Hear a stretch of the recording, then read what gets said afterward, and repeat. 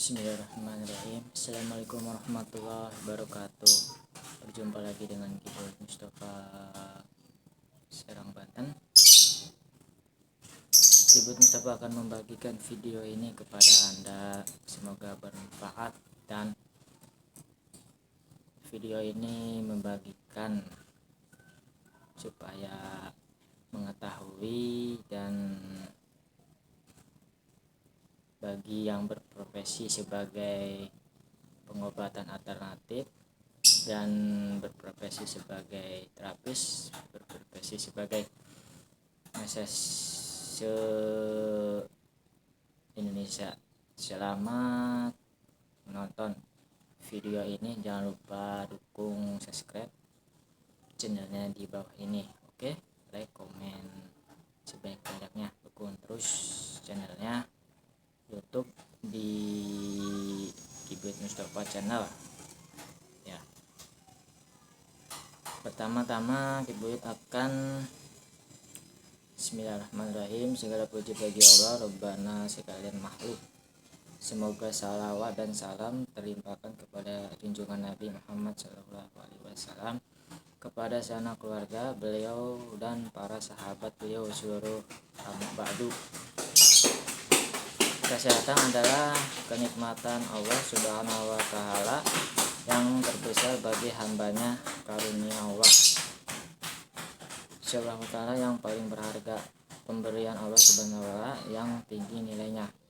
Bahkan kesehatan dan keselamatan secara mutlak lebih besar dari seluruh kenikmatan lain. Maka orang yang mendapatkan taufik dari Allah Subhanahu wa Ta'ala niscaya akan berusaha menjaga keselamatan tubuhnya dan memeliharanya dari segala hal yang dapat mengganggu kesehatannya. Barang siapa yang bangun di pagi hari dalam keadaan sehat walafiat, tubuhnya cukup sandang pangan pada hari itu, tak ubahnya ia mendapatkan seluruh dunia ini. Hadis riwayat Tirmizi. Kesehatan adalah mahkota yang sangat berharga. Terkadang seorang yang sakit harus merelakan apa saja yang dimilikinya untuk meraih kesembuhan dan kesehatan kembali. Kibul Mustafa akan menjelajahi mengenai pengobatan alternatif yang berprofesi sebagai tabib. Itu asal mulanya yang pertama kali dipopulerkan dan meses urut tradisional pertama kali yang dipopulerkan. Jadi Kibul Mustafa akan membagikan video ini secara detail ya. Dunia pengobatan dengan perangkat ilmu kesehatan saat ini telah berkembang dan berinteraksi demikian luas. Ilmu pengobatan yang berasal dari timur seperti India, Cina, Jepang, Arab, dan pengobatan dari barat konvensional modern yang berakar dari filsafat Yunani telah mempengaruhi keyakinan dan perilaku masyarakat. Tabib-tabib itu berdatangan dari India, Cina, terus Jepang, dan Arab. Untuk itu diperlukan kecermatan dan sikap hati-hati agar perkembangan ilmu pengobatan senantiasa sesuai syariat serta upaya yang sungguh-sungguh untuk menggali keilmuan kesehatan dan pengobatan berdasarkan Al-Quran dan Al-Hadis. Oke guys, yang mempunyai profesi sebagai pengobatan alternatif, jangan lupa ini berdasarkan Al-Quran dan Al-Hadis ya guys. Bila perlu, carilah guru yang mendampingi. Nah, bila mana Anda mempunyai kelebihan yang dikaruniai oleh Gusti Allah, bantulah mencari guru yang membimbing Anda. Jangan berlebihan dan membatasi oleh ciptaan Gusti Allah, dan carilah guru ya, sesuai yang diajarkan oleh Al-Quran dan Al-Hadis. Nabi SAW adalah orang yang paling agung dalam membicarakan pengobatan. Ilmu yang diajarkan bukan saja berlaku hanya pada situasi dan kondisi pada zaman beliau. Zaman beliau Kanjeng Nabi Muhammad SAW sudah diterapkan mengobati kepada seluruh umatnya. Tetapi juga berlaku hingga sekarang betapa banyak nas tentang ilmu pengobatan dan ilmu kesehatan yang diajarkan Nabi Shallallahu Alaihi Wasallam telah ditinggalkan umatnya, dan ini menjadi sebab timbulnya keputusan dalam upaya pengobatan. Akhirnya para aktivis pengobatan melemparkan para pasien yang sakit jasmani kepada jurang kebatilan dengan memilih berbagai alternatif sarana pengobatan yang di luar nalar keimanan, berbumbu kemusyrikan, atau bahkan berakhir pada kematian. Yang mengenaskan, hai orang-orang yang beriman, penuhilah keseruan Allah dan Rasul apabila Rasul menyeru kamu kepada sesuatu yang memberikan kehidupan kepada kamu, dan ketahuilah bahwa sesungguhnya Allah membatasi antara manusia dan hatinya, dan sesungguhnya hanya kepadanya lah kamu akan dikumpulkan. Dalam surat Al-Anfal ayat 24. Sudah dijelaskan di sini. Nabi Shallallahu Alaihi Wasallam telah memerintahkan upaya pengobatan seperti yang tertuang dalam riwayat Usmah bin Syarif, berisi, berobatlah kalian wahai hamba-hamba Allah, karena Allah Ta'ala tidak menciptakan melainkan juga menciptakan obatnya, kecuali satu penyakit, yaitu taun, penyakit tua. Kalau penyakit tua itu sudah kita takdirkan kepada Gusti Allah ya guys. Ini Imam Syafi'i berkata, ilmu pengobatan merupakan ilmu yang paling menonjol setelah ilmu tentang halal dan haram. Tuh, halal dan haram terbagi dua ya.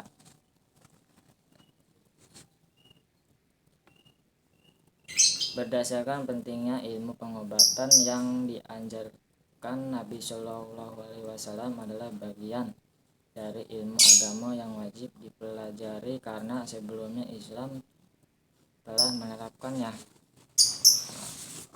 Hati-hati guys, dalam pengobatan alternatif itu ada yang halal dan ada yang haram yang diperbolehkan.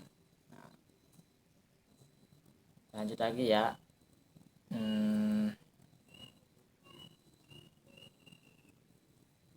Di saat umat tertinggal dalam ilmu pengobatan dan kesehatan, menjadi keharusan bagi sekelompok umat untuk menata langkah serta mengajak umat kembali pada petunjuk melalui organisasi dan kelembagaan pendidikan, misalkan sekolah menuju meses terapis, terus lembaga-lembaga yang didirikan oleh pendidikan bahasa kayak terapis, meses, guru tradisional, itu melalui dunia pendidikan ya guys, melalui dunia pendidikan yang diterapkan masing-masing.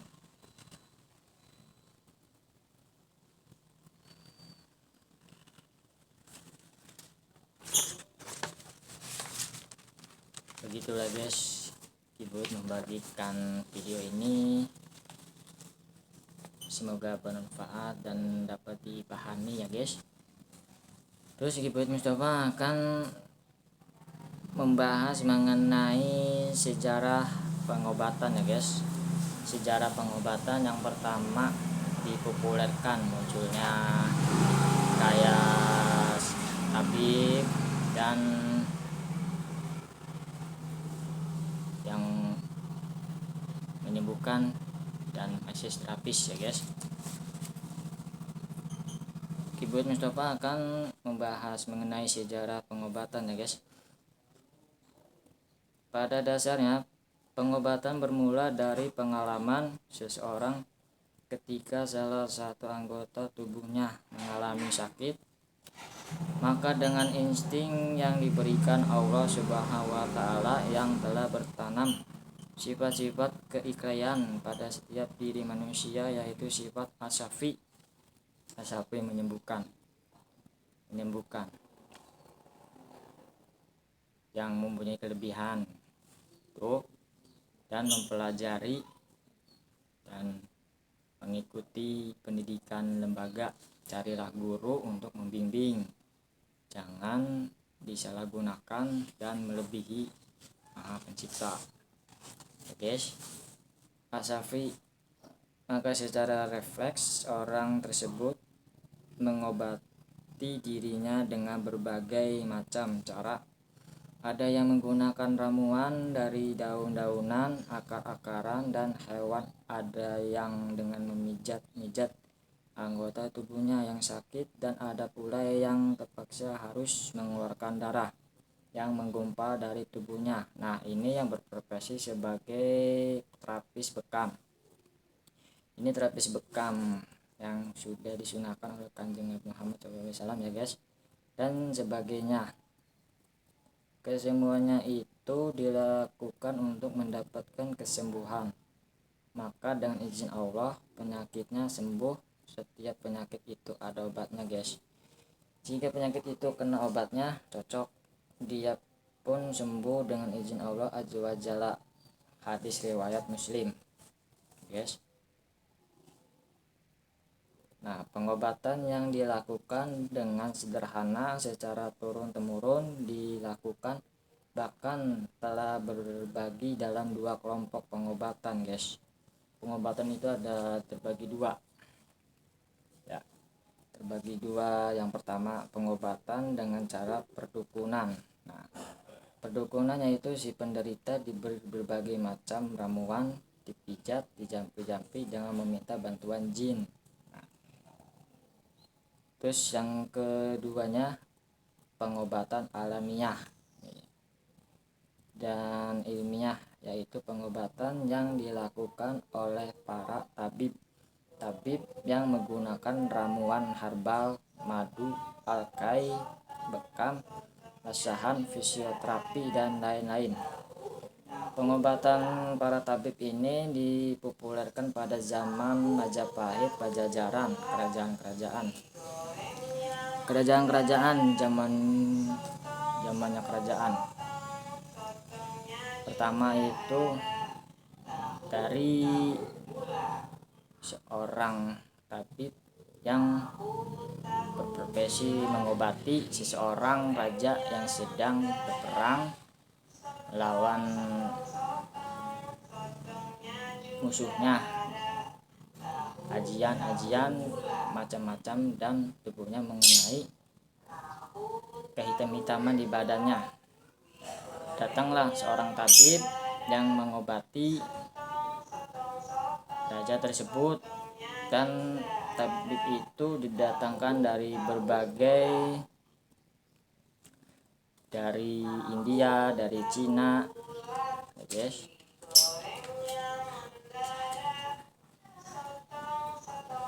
Tabib itu berperan mengobati si pasien yang sedang sakit dalam memasuki padepokan persilatan pada zamannya Majapahit, Pajajaran, dan Mataram, dan dibantu pula oleh beliau para wali. Nah, para wali ya guys.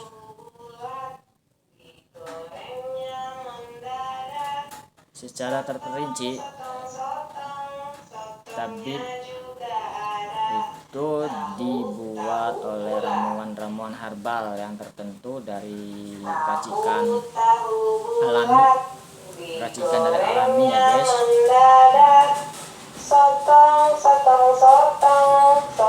Madu, alkai, dan bekam. Semuanya dilakukan dengan kajian dan pengalaman yang telah dibukukan dan diturunkan kepada murid-murid terpilih.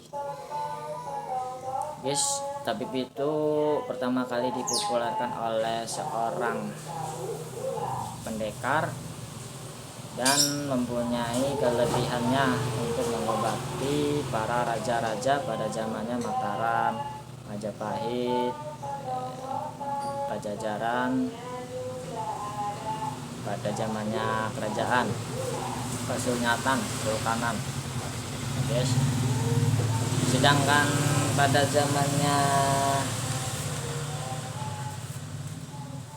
meses terapis tradisional itu urut tradisional yang pertama kali dipopulerkan oleh Haji Naim Cimande, tapi urut tradisionalnya itu patah tulang dari Cimande ya guys. Itu dari Bogor diciptakanlah sebuah minyak Cimande yang diisikan oleh doa-doa zikir-zikir yang ditentukan orang yang berahli ya guys. Itu pertama kali yang dipopulerkan urut tradisional itu Haji Naim, tapi urut patah tulang dan dikembangkan sama anak-anaknya. Beliau wafat pada usia 64 tahun 1981. Haji Naim memiliki 13 anak yang berprofesi sebagai ahli patah tulang ya guys, dan mendirikan dunia pendidikan, lembaga pendidikan ya guys. Itu yang masih tradisional yang pertama kali dipopulerkan Haji Naim, patah tulang. Dan tabib itu dipopulerkan pada zamannya kerajaan Majapahit, Pajajaran, dan Mataram pada zamannya kerajaan kesultanan ya guys. Tabib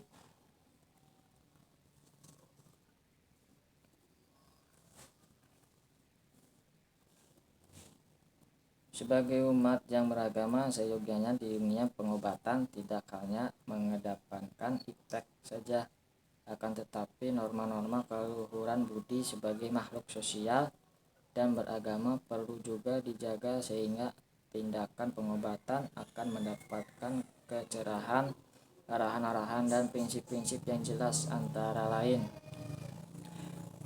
nih guys, mengobatin pasien dengan ihsan dan tidak bertentangan dengan norma beragama ya guys. Terus pengobatan tidak sekali-kali mencacatkan tubuh si pasien. Terus tidak menggunakan obat-obatan yang haram guys. Terus pengobatan tidak berbau tahayul, khurafat, dan bid'ah mistik ya guys, sesuai ajaran Islam yang diajarkan oleh beliau ya guys.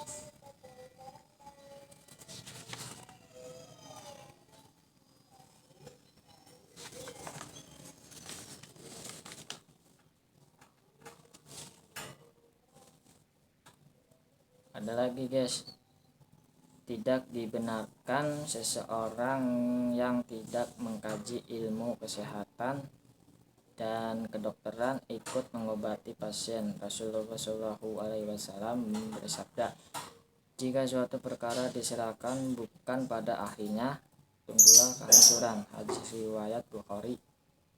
Seseorang yang bertindak sebagai tabib dan merawat orang sakit sedangkan ia tidak mengetahui sebelumnya cara perawatan medis sehingga menyebabkan si pasien lebih parah, maka ia harus bertanggung jawab.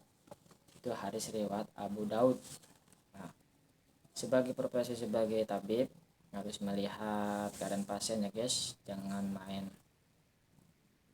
menyembuhkan saja, harus kerja sama medis ya guys, harus melihat. Nah, terus Kibut akan melanjutkan menjauhkan seorang tabib dari iri hati, ria, takabur, merendahkan orang lain, tinggi hati, memeras pasien, dan sifat-sifat tidak terpuji ya guys. Contohnya diberikan kelebihan pada Gusti Allah. Nah, seseorang yang berproses sebagai tabib janganlah bertakabur, sombong ya guys, tapi ucapkan alhamdulillah ya guys. Itu hanya Allah yang menyembuhkan, bukan manusia yes. Yang berprofesi sebagai tabib bersyukurlah diberikan kelebihan dan mempelajarinya lebih mendalam.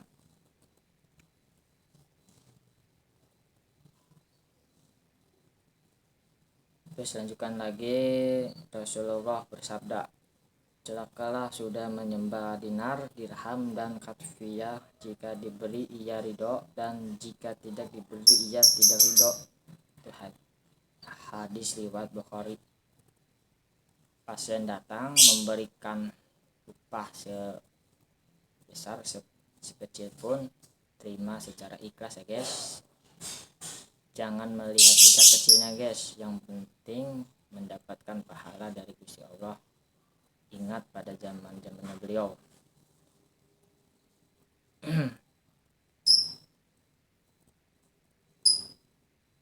Kita lanjutkan ya guys. Seorang pengobat harus berpakaian rapi, bersih, dan sebaiknya berpakaian putih. Allah berfirman, dan pakaianmu hendaklah kamu bersihkan, dan maksiat hendaklah kamu jauhi. Quran Surat Al-Mudaththir 74:45. Berpakaianlah rapi ya guys, yang berprofesi sebagai pengobatan alternatif. Berpakaian wangi, bersih, supaya si pasien itu tidak berpikiran kemana-mana ya guys. Rapikanlah pakaianmu dan hiasilah kendaraanmu sehingga kamu terpandang di dalam pergaulan. Hadis riwayat Al-Hakim. Pakaianlah pakaian putih karena sesungguhnya warna putih itu lebih bersih dan indah. Ya guys, hadis riwayat Ahmad.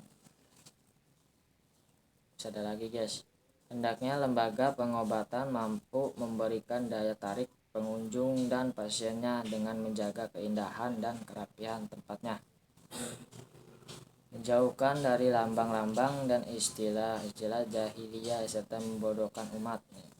Sesungguhnya pengobatan di zaman Rasulullah Shallallahu Alaihi Wasallam yang telah dicontohkan adalah dengan mengatur pola makan dan minum, saum, makan kurma, minum madu, susu murni, dan air putih. Beliau pun berolahraga dan berobat diantaranya dengan berbekam. Sebagai profesi seorang ahli terapis bekam, itu dianjurkan oleh sunnah Rasulullah SAW, Kanjeng Nabi Muhammad. Yes.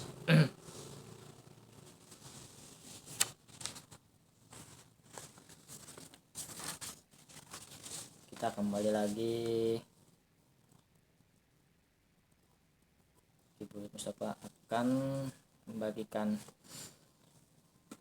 ini guys ya, dunia kedokteran nih guys. Dunia kedokteran itu Yunani sudah maju saat masa Nabi, dan Quran mengoreksi beberapa teori termasuk reproduksi manusia yang saat itu belum dijangkau oleh akal mereka. Nih guys, Cina, Arab, India sudah berkembang kedokteran tradisional yang dipenuhi dengan unsur syirik dan khurafat, dan diluruskan oleh Kanjeng Nabi Muhammad sebagai salam guys. Dari Persia, Nabi mengambil ilmu tentang farmasi, apotek, dan penggunaan obat dari rumput, tumbuhan, harum-haruman.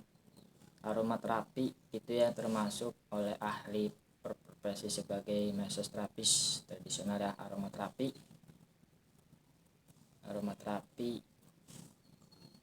dari Mesir, Nabi mengambil ilmu bedah, operasi mata, dan lain-lain. Ilmu yang sesuai dengan ajaran Islam diteruskan dan dikembangkan dan didukung dengan beberapa hadis dan ayat Quran ya guys.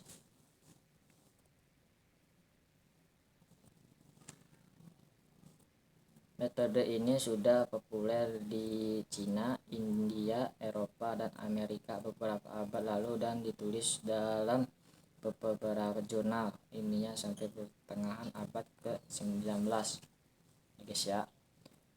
Dokter-dokter muslim mengenal metode ini ke Eropa melalui negeri-negeri Andalusia lewat karya tulis mereka gitu guys. Oke guys, semoga bermanfaat video ini yang berprofesi sebagai pengobatan alternatif. Proses Tukang Habib. Semoga bermanfaat ya guys. Bila mana berprofesi tersebut mempunyai keahlian, jangan lupa carilah guru yang membimbing Anda. Jangan melewati batas ya guys, bila mana diberikan kelebihan pada Gusti Allah. Ingat kita kembali seperti masa beliau, manfaatkan ilmu tersebut dan janganlah menggunakan yang lain-lain ya guys. Itu pesan dari Kibut Mustafa. Semoga bermanfaat video ini. Jangan lupa klik subscribe videonya, like, komen di bawah. Kibut Mustafa akan kembali berikutnya. Oke, kembali lagi bersama Kibut Mustafa channel. Akan membahas mengenai adab dan akhlak seorang tabib terapis muslim menerima pasien secara baik ya guys. Kita lanjutkan saja. Ilmu kedokteran merupakan salah satu ilmu yang sangat dibutuhkan manusia dalam kehidupannya. Tidak heran jika mempelajarinya termasuk fardu kifayah bagi kaum muslimin. Oleh karena mulianya profesi ini, Islam pun menganjurkan bagi para pelayan kesehatan ini untuk menghiasi bidangnya dengan akhlak dan adab-adab Islami. Di antara adab-adab tersebut ada yang sifatnya khusus dan umum. Adab-adab yang bersifat khusus diantaranya berusaha menjaga kesehatan pasien sebagai konsekuensi amanah dan tanggung jawabnya, dan berusaha menjaga rahasia pasien kecuali dalam kondisi darurat atau untuk tindakan preventif bagi yang lainnya. Pengobatan itu ada dua guys ya, pengobatan secara non medis dan secara medis guys ya. Secara non medis itu secara alternatif, tergantung pasiennya mulainya kemana ya guys, terserah itu my guys ya.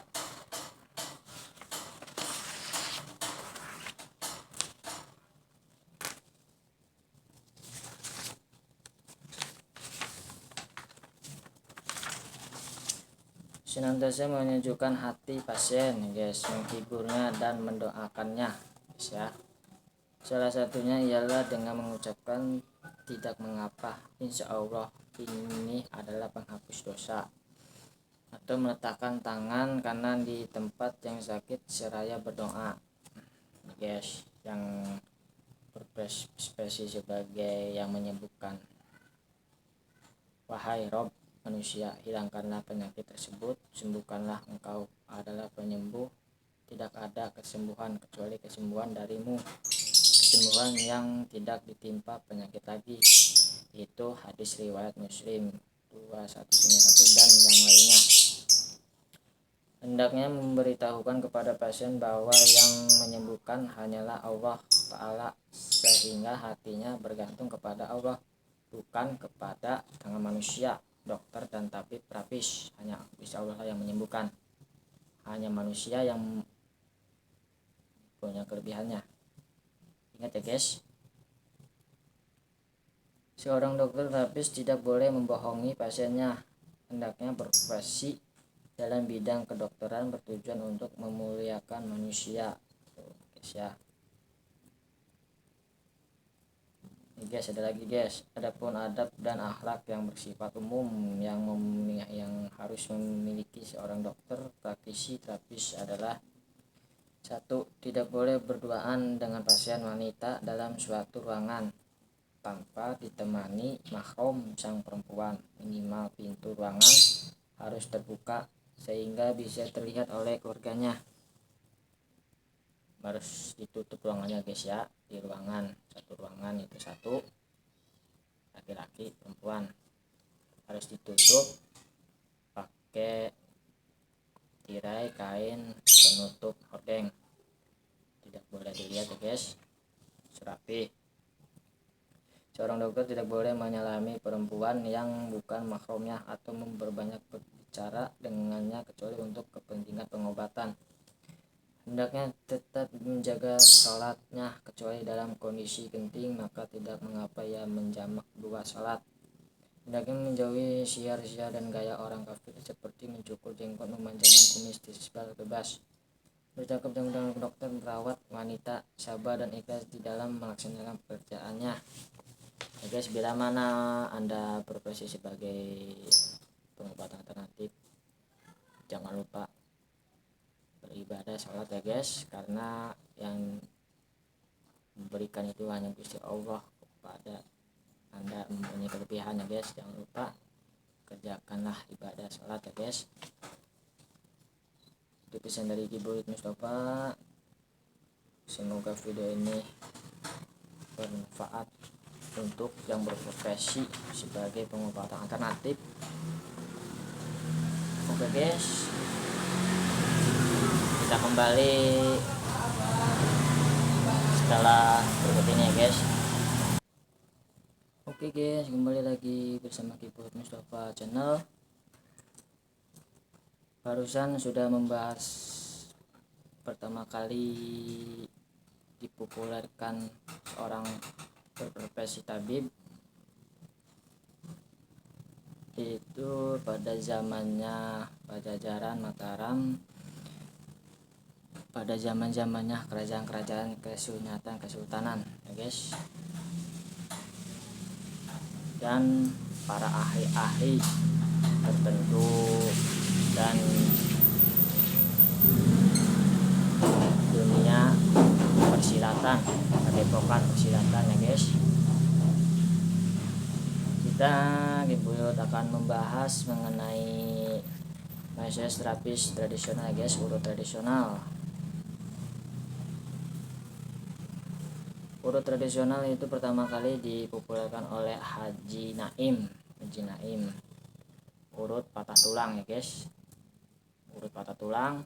Haji Naim itu mempunyai anaknya 13 anak yang berprofesi sebagai urut tradisional patah tulang ya guys, dan dipopulerkan oleh anak-anaknya dan satu yang tidak berprofesi sebagai ahli urut tradisional patah tulang guys. Hanya satu anaknya guys ya. Semua jumlahnya 13 anak, tapi yang satu itu tidak seperti Haji Naim. Yang lainnya bertujuan ke urut tradisional patah tulang ya guys. Oke guys, anak-anak beliau sudah membuka praktek sampai sekarang ini ya guys, mempunyai tempat-tempat penginapan, kamar-kamar khusus untuk pasien yang terluka patah tulangnya ya guys, diinapkan di kamarnya tersebut.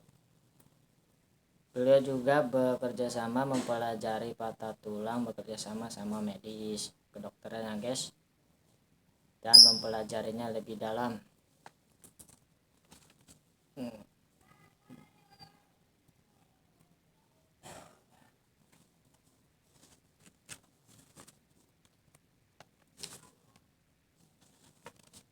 Kita lanjutkan. Kiboyut Mustafa akan membahas mengenai massage terapis tradisional ya guys. Oke guys, nih daerah refleksi adalah titik pusat urat-urat saraf. Setiap titik itu bersangkutan dengan organ tubuh tertentu. Daerah refleksi ini sebenarnya terdapat di seluruh tubuh, tetapi dalam buku ini hanya berdiskusikan yang terdapat di bagian kaki saja. Mengapa di kaki terdapat daerah refleksi dari seluruh organ tubuh? Kami pun sampai sekarang masih belum tahu jawabannya ya guys ya.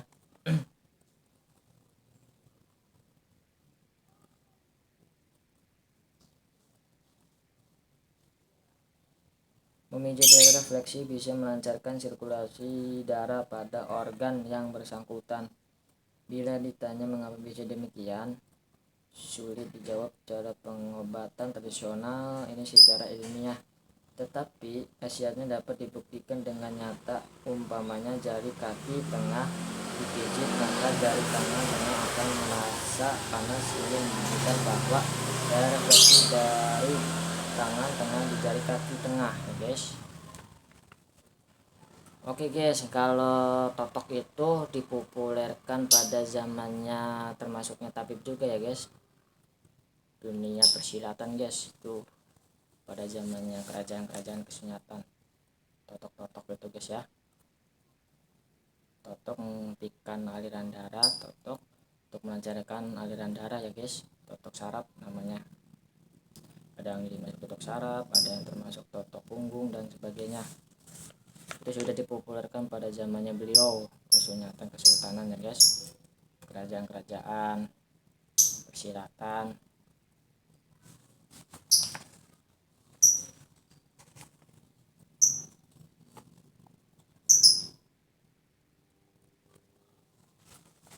Oke guys, Kibet Mustafa akan kembali berikutnya guys ya. Oke guys, kembali lagi dengan Kibet Mustafa channel ya guys. Kibet Mustafa akan membagikan lagi nih guys ya, mengenai sakit kepala guys, mengenai sakit kepala ya guys ya. Pada umumnya sakit kepala merupakan peringatan awal pada tubuh kita, atau dengan kata lain, sakit kepala merupakan suatu alarm atau tanda bahaya ya guys ya. Selama ini orang menghilangkan sakit kepala dengan analgesik atau obat penghilang rasa sakit yang sifatnya hanya menghilangkan alarm sakit kepala saja. Sebenarnya yang harus diketemukan adalah penyebab sakit kepala itu sendiri guys. Sakit kepala itu letaknya di mana ya guys ya, kita cari letak titik saraf di kepala yang sakitnya, sehingga kita bisa menanggulanginya dengan baik. Ragam sakit kepala menurut penyebabnya secara ringkas, Dr. Wedra Asli SPS membagikan sakit kepala menjadi 3 bagian utama ya guys. Sakit kepala itu dibagi menjadi 3 ya guys. Yang pertama, sakit kepala vaskuler. Apa sih sakit kepala vaskuler itu? Yakni disebabkan adanya pelebaran pembuluh darah di otak yang dipicu dari berbagai faktor antara lain. Ini bagi yang perempuan nih ya guys, bagi wanita datang bulan ya guys. Ini kadang datang bulan di haid itu menyerang kepala, bahu, bagian belakang dan depan ya guys ya. Kadang itu larinya ke mata ya guys, pusing bagi yang perempuan ya guys ya.